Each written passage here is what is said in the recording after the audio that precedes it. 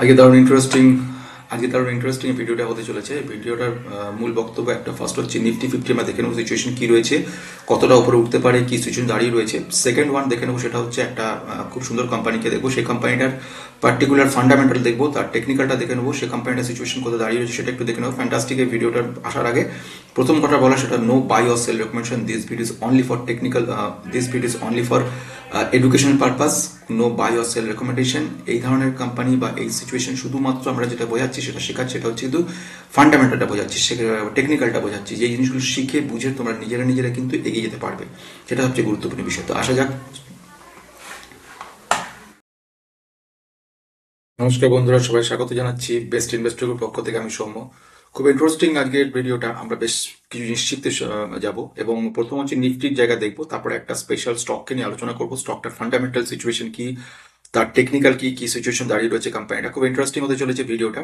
ভিডিওটা পুরো প্রথম যে ব্যাপারটা বলার রয়েছে সবকিছু বলার আগে আমি সৌম্য সবাই স্বাগত জানাচ্ছি। নতুন যারা সাবস্ক্রাইব করে বেল আইকনটা প্রেস করে, পুরোনোদের অজস্র লাইক কমেন্ট শেয়ার মুক্ত করে, সমস্ত সময় তোমাদের অজস্র সাপোর্ট আমাকে সবসময়তে কিন্তু উদ্বুদ্ধ করে। এমন এমন সিচুয়েশনদের মধ্যে দিয়ে চলতে হয় যে ইউটিউব পক্ষ থেকে বিভিন্ন রকম অসুবিধা, তো সেগুলোর মধ্যে থেকে কিন্তু আমাদের এগিয়ে যেতে হচ্ছে এবং এগিয়ে যেতে হয় ভবিষ্যতে।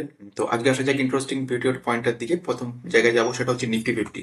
এখানে নিফটি কিন্তু 24,064 দাঁড়িয়ে রয়েছে। আমরা দেখেছিলাম আগের দিন একটা বড় মাপের জাম্প করেছে, মানে আগের দিনে আমি এই ভিডিওটার মধ্যে বলেছিলাম 24,000 পার হওয়ার পরে কিন্তু আমরা একটা পজিটিভনেস দেখতে পারবো। ফলে 23,754 থেকেও জাম্প করে 24,000 পার হয়ে 24,181, 24,200 উপরে কিন্তু পৌঁছে গেছে, 232-এ পৌঁছে গেছিল।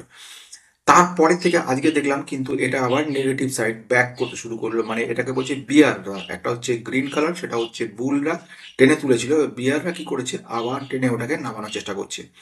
এই যে সিচুয়েশন দাঁড়িয়ে আছে এইখানে এই মুহূর্তে যেটা ব্যাপার দেখা যাচ্ছে, সেটাকে বলছে এক ধরনের কিন্তু এমন পজিটিভিটি নেই। কালকে আমরা দেখেছিলাম অটো সেলস এর যে রেজাল্টটা খুব ভালো এসেছিল, বেশ কিছু স্টকস এর ক্ষেত্রে খুব পজিটিভ আমরা দেখতে পেয়েছিলাম। তো এবং বিশেষ করে আমরা যেসব স্টকগুলোর মধ্যে থেকে দেখেছিলাম, সেখানে বলা যেতে পারে যেরকম ধরনের আমরা স্কটে দেখেছিলাম, আমরা মাহিন্দ্রাকে দেখেছিলাম, এদের রেজাল্টগুলো খুব ভালো এসেছিল, প্রফিটেবিলিটি ভালো এসছে। তো এই কারণের জন্য একটা পজিটিভ ব্যাপার দেখা গেছিল অটোমোবাইল সেক্টর এবং আইটি সেক্টরে কিছুটা পজিটিভ ব্যাপার দেখা গেছিল।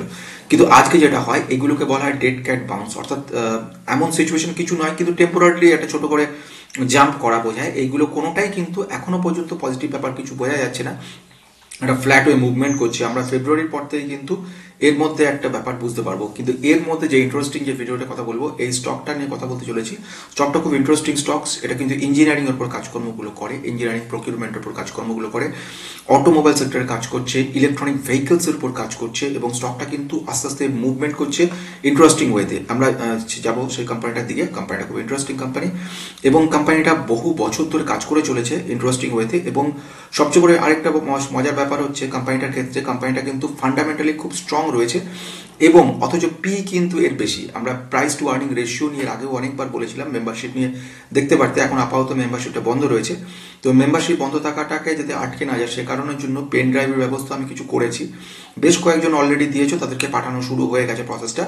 এবারে যারা রয়েছে তাদের ইচ্ছা করলে তারা কিন্তু অ্যাপ্লাই করতে পারো, বলতে পারো। পেন ড্রাইভের মধ্যে যেটা থাকবে সেটা হচ্ছে সমস্ত ফান্ডামেন্টাল যেগুলো যেগুলো এখনো পর্যন্ত শিখিয়েছিলাম তোমাদেরকে মেম্বারশিপ নিয়ে, যারা দেখেছিলে। আপাতত ইউটিউবের আপাতত বন্ধ রেখেছে, তো সেই কারণের জন্য মার্চের আগে হবে না। তারপরেও যে কি করবে সেটাও কনফার্ম নেই আমি। কিন্তু সেই জন্য এই মুহূর্তে যেটা বক্তব্য, ফান্ডামেন্টাল বোঝার জন্য, ব্যাংকিং সেক্টরটা বোঝার জন্য, ব্যাংকে এই মুহূর্তে কি সিচুয়েশন, কোনো একটা ব্যাংক স্টককে নিতে গেলে কি কি বোঝা যাবে, তাছাড়া ক্রার কিভাবে তৈরি হচ্ছে, এইগুলো সমস্ত ব্যাপার, NPA, gross NPA, net NPA, আমরা কিভাবে ডিফারেন্সটা বুঝছি। শুধু পি নয়, price two earning growth ratio দেখা যায়, রিটার্ন অন ক্যাপিটাল এমপ্লয়েড কিসে লাগে, রিটার্ন অন ইকুইটি কোথায় লাগে, কিভাবে আমরা একটা রিটার্ন অন ইকুইটি শুধু দেখে কিন্তু একটা কোম্পানি সম্পর্কে একটা মোটামুটি ধারণা করে ফেলতে পারবো কিভাবে। এছাড়া টেকনিক্যালি কোনটাকে আরএসআই বলছে, কোনটাকে আমরা বলতে পারি বলিঞ্জার ব্যান্ড বলছে, কোনটাকে টোটালটা। এমন অবস্থা ইউটিউব যদি তোমাকে সঙ্গে নাও থাকে তাতেও কোনো অসুবিধা নেই, তুমি অফ টাইমে বসে কিন্তু বাড়িতে দেখে নিতে পারবে এই ব্যাপারগুলো। আসা যাক ইন্টারেস্টিং পয়েন্টের দিকে। আমি যে স্টকটার কথা বলছি, ক্রেপস কটন কোম্পানিটার নাম। কোম্পানিটা কিন্তু বহুদিনের পুরনো কোম্পানি, এবং সবচেয়ে বড় একটা ইন্টারেস্টিং পয়েন্ট হচ্ছে পার্টিকুলারলি এদের যে কোম্পানিটার মার্কেট ক্যাপ রয়েছে 6,655, মোটামুটি এটা কিন্তু স্মল ক্যাপ কোম্পানি, মিড ক্যাপের দিকে যাচ্ছে কোম্পানিটা। কোম্পানির 3 হুইলারের সমস্ত ইঞ্জিন তৈরির ব্যাপারে কিন্তু কোম্পানিটা অগ্রণী ভূমিকা পালন করে। আমরা জানি যে কথা না, সেটা হচ্ছে ইলেকট্রনিক ভেহিকলস কিন্তু present, electronic vehicles future. Electronic ভেহিকলসের যে মোবিলিটি, সেখানে কিন্তু কোম্পানিটা দারুণভাবে কাজ করে। গ্রেপস কটনের যে ব্র্যান্ড মার্ক রয়েছে অ্যাম্পায়ার কোম্পানি, অ্যাম্পায়ার কিন্তু ফিফথ রয়েছে ইলেকট্রিক মোবিলিটির ক্ষেত্রে, এবং সেলস ভলিউম হিউজ বেড়েছে। এবং আমরা যখন যাব নর্মালি যেটা দেখি আমরা, সেটা হচ্ছে কিন্তু অটোমোবাইল সেক্টরে ইম্প্রুভমেন্ট দেখছি, কিন্তু অটোমোবাইল অ্যান্সিলিয়ারি পার্টস তৈরি করে যে কোম্পানিগুলো, সেগুলোর ডিমান্ড কিন্তু ভবিষ্যতে খুব বাড়বে, বিশেষ করে ইলেকট্রনিক পার্টস যেগুলো তৈরি করে এই কোম্পানিটা 2 হুইলার এবং 3 হুইলার দুটোর ক্ষেত্রেই কিন্তু প্রচুর পরিমাণে ইলেকট্রনিক পার্টস তৈরি করছে। এবং যাকে বলা যেতে পারে যে এগুলোর যাকে ফেম 2 বলা হয়, এগুলো তার কনভেনিয়েন্ট, মানে সেই ধরনের কিন্তু যে ইম্পর্টেন্ট কাজগুলো সেগুলো করছে। প্রচুর ম্যানুফ্যাকচারিং ফেসিলিটি রয়েছে, 8খানা সারা ভারত জুড়ে রয়েছে, ডিস্ট্রিবিউশন চ্যানেল রয়েছে 9,000-এর বেশি। এবং আরেকটা ব্যাপার হচ্ছে অ্যাকুইজিশন করেছে Excel Control Linkage Private Limited বলে 237 কোটি টাকা দিয়ে প্রেজেন্টলি একটা কোম্পানিকে অ্যাকোয়ার করেছে, পার্টনারশিপ করছে, জয়েন্ট ভেঞ্চার করছে একাধিক কোম্পানির সঙ্গে। গ্রেভস ফাইন্যান্স বলে একটা কোম্পানি রয়েছে, এদের সঙ্গে যুক্ত রয়েছে এরা। এদের ফোকাস রয়েছে ভবিষ্যতে বিরাটভাবে এগিয়ে যাওয়ার। কোম্পানিটার সিচুয়েশন যদি দেখে নেওয়া যায়, এবার কোম্পানিটা চলে আসছি টেকনিক্যাল জায়গা। টেকনিক্যালি আমরা দেখবো, তারপরে ফান্ডামেন্টাল দেখে নেবো। কোম্পানিটা কেন বলছি, কোম্পানিটা আজ বলে না, কোম্পানিটা কিন্তু কনস্ট্যান্টলি ইমপ্রুভ করে চলেছে ফ্যান্টাস্টিকভাবে। কোম্পানির বিগত তুমি দেখে নাও যদি, মোটামুটি নভেম্বর 24 থেকে কিন্তু শুরু হয়েছে জাম্প করার, এবং এটা কনস্ট্যান্টলি এখানে আমরা দেখে নিলাম একটা চেঞ্জেস, মানে অলরেডি আমরা দুটো ইএমএ নিয়েছি। আগে এগুলো সব বলেছি ইএমএ কি জিনিস, এইচএমএ কি জিনিস, জিএমএ কি জিনিস, মুভিং অ্যাভারেজ কি আছে। তো এইখানে 9 আর 21 দুটো মুভিং অ্যাভারেজ নিয়ে কাজ করছি আমরা, এবং সেখানে ইন্ডিকেট করে দিচ্ছে মোটামুটি এরকম জায়গা থেকেই আমাদেরকে কিন্তু একটা বাইং রেঞ্জ চলে এসছে। অর্থাৎ মোটামুটি এখানে যদি 177-এ যেটা ছিল, এখন সেটা চলে গেছে 284-তে। মানে বুঝতে পারছো কতটা জাম্প করে গেছে এখান থেকে, এতটা কিন্তু আমাদেরকে দেখিয়ে দিচ্ছে। মানে একটা ফ্ল্যাট মুভমেন্ট করছিল, করার পরেই কিন্তু এখানে আমরা দেখলাম একটা বড় মাপের কিন্তু জাম্প হলো। মুহূর্তে কোম্পানিটার আরএসআই রয়েছে 65-এর কাছাকাছি। এটা কিন্তু কিছুটা ওভার ভ্যালুর সিচুয়েশন, কিন্তু স্টকটার বিজনেস কিন্তু অসম্ভব ভালো রয়েছে। এবার আমরা যাবো ফান্ডামেন্টালের দিকে। হচ্ছে একদিকে যেরকম রয়েছে ইঞ্জিনিয়ারিংয়ে 61% ইঞ্জিন তৈরি করছে এরা 2 হুইলার 3 হুইলার্সের ওপরে। এবং এছাড়া যেটা কাজ করছে সেটা হচ্ছে ইলেকট্রিক মোবিলিটির উপর কাজ করে। এদের ব্র্যান্ডগুলো যেরকম অ্যাম্পায়ার রয়েছে, গ্রেভস, এলট্রা রয়েছে, এগুলো কেবলস নেটওয়ার্কের উপর কাজকর্ম করছে। মার্কেট শেয়ার অনুযায়ী কিন্তু ভালো মাপের এদের লিডার কোম্পানি বলা যেতে পারে একটা। সেলস গ্রোথ অটো ইঞ্জিন হিসেবে 88,000-এর ওপর কিন্তু ভলিউম অটো ইঞ্জিন তৈরি করেছে। 47,000 নন অটো ইঞ্জিন তৈরি আছে। E2 হুইলার যেগুলো মানে ইলেকট্রনিক হুইলার, সেটা 47,000-এর বেশি কিন্তু ফাইন্যান্সিয়াল 2024-এ তৈরি করে ফেলেছে। আর E3 13,600 মতো কিন্তু তৈরি করেছে। ই মোবিলিটির জগতে কিন্তু এটা বিশাল নাম করা ব্যাপার। এবং এর যদি আমি ফান্ডামেন্টাল দেখি, এই মুহূর্তে 6,695 হচ্ছে, মানে এটা মিড ক্যাপ স্মল থেকে মিডে ঢুকেছে এই মুহূর্তে। এই সময় যদি দেখে নিই এর যে সেলস গ্রোথ কিন্তু 5 বছরে 5.49, খুব একটা পজিটিভ নেই। কিন্তু ওভারঅল সেলস গ্রোথ লাস্ট 3 বছরে কিন্তু হিউজ হয়েছে, ন্যাচারালি যেটা স্বাভাবিক ঘটনা। 3 বছরের ডিমান্ডটা হিউজ বেড়েছে, এবং 20% সেলস গ্রোথ। আমি যদি কোয়ার্টারলি প্রফিটের দিকে যাই, কোয়ার্টারলি প্রফিট কিন্তু প্রতি বছরই খুব ভালো মতোই কোয়ার্টারলি প্রফিট হচ্ছে। এবং যদি গতবারের সঙ্গে সেলস গ্রোথ তুলনা করি, গত লাস্ট ইয়ারে 727 যেটা ছিল, এটা এবারে 705 হয়েছে, কিছুটা কম। কিন্তু যদি কোয়ার্টারে দেখি, গত কোয়ার্টারের তুলনায় কিন্তু অনেকটা বেশি জাম্প করেছে, মানে প্রফিটেবিলিটি বাড়ছে। এবার আমরা যদি যাই নেট প্রফিট, একদম ডাইরেক্ট চলে আসি। নেট প্রফিট কিন্তু কোনোবারে কিন্তু পজিটিভ এই মুহূর্তে দেখাচ্ছে না, এটা কিন্তু একটা নেগেটিভ ব্যাপার। এবং তার সবচেয়ে বড় কারণ কিন্তু ইন্টারেস্টিং, সেটা হচ্ছে ট্যাক্স, ইনকাম ট্যাক্স এদের কিন্তু প্রচুর দিতে হচ্ছে, মানে 892% ট্যাক্স দিতে হয়েছে এই ক্ষেত্রে। এই কারণের জন্য কিন্তু এদের প্রফিটেবিলিটি নেগেটিভ হয়ে গেছে। কিন্তু যদি আমি ডাইরেক্ট দেখি, মানে যাকে বলা হয় এবিটাডি, মানে আর্নিং বিফোর ট্যাক্স ডেপ্রিসিয়েশন অ্যামর্টাইজেশন, সেক্ষেত্রে কিন্তু আমি মোটামুটি একটা জায়গা আসতে পারবো। যেরকম গত কোয়ার্টারে যেটা ছিল, গত কোয়ার্টারের তুলনায় কম হয়েছে এদের প্রফিটেবিলিটি, কিন্তু গত বছর যেটা নেগেটিভ ছিল তার তুলনায় কিন্তু পজিটিভ হয়েছে। এটা কিন্তু একটা ব্যাপার দেখতে হবে। এবার এই যে নেগেটিভিটি তৈরি হওয়ার পিছনে কিন্তু আদার ইনকাম আছে, মানে এইরকম ব্যাপার নয় যে কোম্পানি খারাপ বা এই সিচুয়েশন। কোম্পানির এক্সেপশনাল আইটেম নেগেটিভ পেমেন্ট হয়েছে 380 কোটি, এইটা যদি না হতো তাহলে কিন্তু প্রফিটেবিলিটি দেখাতো। সুতরাং এইটাকে দেখে কিন্তু চমকালে হবে না যে নেগেটিভ সব শেষ হয়ে গেল, না, এর পিছনে অ্যাকাউন্টসটা একটু বুঝতে হবে। এবার আসবো যে জিনিসটার দিকে, সেটাও খুব ইন্টারেস্টিং, সেটা হচ্ছে আমাদের যে ডেপ্রিসিয়েশন 26 কোটি এখানে দাঁড়িয়েছে। তো সব থেকে বেটার হয় যদি অপারেটিং প্রফিটকে নিয়ে আমরা এগোতে পারি, তাহলে আমরা অপারেটিং প্রফিটের মধ্যে দেখতে পারবো ব্যাপারটা কি 46 কোটি যেটা ছিল সেটা কিন্তু অর্ধেক হয়ে গেছে গত বছরের তুলনায়, কিন্তু লাস্ট কোয়ার্টারে কিন্তু কাছাকাছি রয়েছে এদের অপারেটিং প্রফিট। ফলে এটা একটা ব্যাপার, এবং তার পিছনেও কারণ রয়েছে। তার কারণ হচ্ছে গত বছরে এক্সপেন্স যা ছিল সেই এক্সপেন্স থেকে একটু এক্সপেন্স কিন্তু বেড়েছে।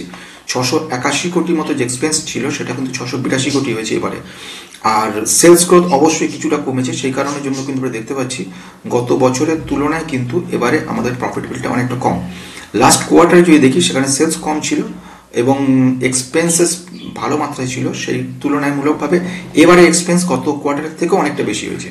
তো এই কারণের জন্য কিন্তু এখানে আমরা দেখতে পাচ্ছি যে যেরকম মেটেরিয়াল কস্ট অনেকটা বেড়েছে, 67% গত কোয়ার্টারে ছিল, এই কোয়ার্টারে কিন্তু 69% হয়েছে। এই ব্যাপারটা কিন্তু দেখতে হবে, 2% মানে অনেকটা এখানে ডিফারেন্স করে দিচ্ছে।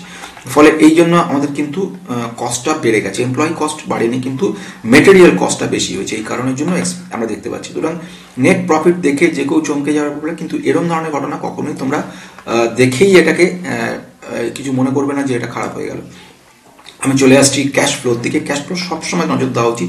ক্যাশ ফ্লো পজিটিভ শুধু নয়, 61 ক্রোর্স পজিটিভ রয়েছে নেট ক্যাশ ফ্লো। এটা কিন্তু একটা পজিটিভ ঘটনা।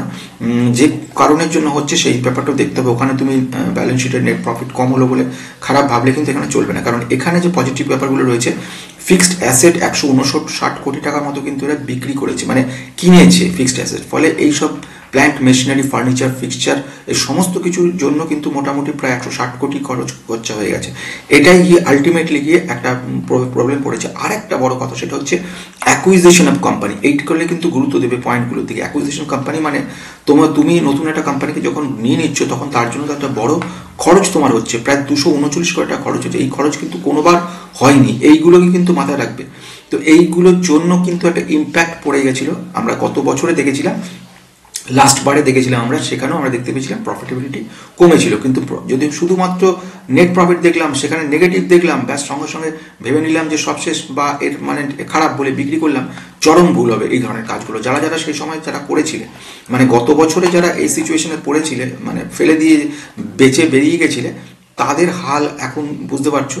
130 আরও কমে তোমরা এরকম জায়গাতে কম বেশি 129, 28 সব বেঁচে গেছিলে।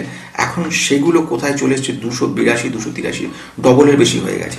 সুতরাং ওই চিন্তা ভাবনা কোনোদিন কখনো করবে না যে এই থেকে এইটা মানি সবশেষ বা এটা মানি নেগেটিভ ব্যাপার রয়েছে। আমরা অনেকগুলো পয়েন্ট দেবো। 55% প্রমোটার হোল্ড করে রেখে দিয়েছে, 56% থেকে সামান্য কমিয়ে 55.88% রয়েছে। অন অ্যান অ্যাভারেজ 55 2021 সালেও ছিল, আজও 55 রয়ে গেছে।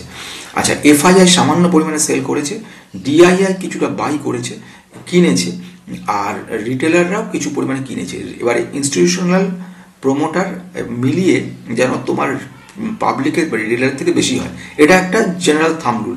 এরও এক্সেপশন আছে। পাবলিক মানে তুমি আমি শুধু না, বড় বড় যারা ইনভেস্টার তারাও এর সঙ্গে যুক্ত রয়েছে। সুতরাং ওইটা শুধু একটা জিনিস দেখলেই কিন্তু চলবে না। বোঝা গেল? তাহলে এই ব্যাপারটা বোঝা গেল। এবারে আসা যাক যদি পয়েন্টগুলোর দিকে, সেটা হচ্ছে নেক্সট পয়েন্ট দেখবো, ব্যালেন্স শিট একটু দেখে নিতে হবে। ব্যালেন্স শিটে আমরা যাবো। ব্যালেন্স শিটে আদার লাইবিলিটির পরিমাণটা কিন্তু বেড়েছে। 923 কোটি যেটা ছিল গত কোয়ার্টারে, সেটা কিন্তু গত মার্চে সেটার থেকে একটু বেড়েছে। আমি যদি কম্পেয়ার করি গত বছর মার্চ 2024 আর মার্চ 2023, তাহলে দেখবো কিন্তু আবার অনেকটা লাইবিলিটি কমেছে। সুতরাং এই ব্যাপারটা কিন্তু লক্ষ্য রাখার ব্যাপার রয়েছে। তাহলে এই আজকে যে কোম্পানিটার কথা আমরা টোটাল বলে নিলাম, যে কোম্পানিটি ইন্টারেস্টিং কোম্পানি, ফিউচার বিরাট রয়েছে এবং ধৈর্য ধরে অপেক্ষা করতে হবে। লার্জ ক্যাপ কোম্পানি না, স্মল ক্যাপ কোম্পানি। সুতরাং এদের একটা প্রফিটেবিলিটির বড় জায়গা তৈরি হয়েছে এবং ধৈর্য ধরে আমাদেরকে কিন্তু এই কোম্পানিগুলো লক্ষ্য করতে হবে। এদের বিজনেস যিনি বলছিলাম, অ্যাম্পায়ার, এলি, গ্রেভস, থ্রি হুইলার্স, এগুলোর উপর কাজ করে, রিটেলারের উপর কাজ রয়েছে, গ্রেভস ইঞ্জিনিয়ারিংয়ের উপর কাজ করছে। এই কোম্পানিটার যে এই মুহূর্তে দেখে যেটা বোঝা যাচ্ছে, কোম্পানিটাকে যথেষ্ট ভালো রয়েছে। এটা থেকে একটা খুব ইন্টারেস্টিং জিনিস পাওয়া গেল আমাদেরকে, যে ব্যাপারটা দেখে নিলাম, এবং ভবিষ্যতে এই কোম্পানিটার ফিউচার যথেষ্ট ভালো রয়েছে।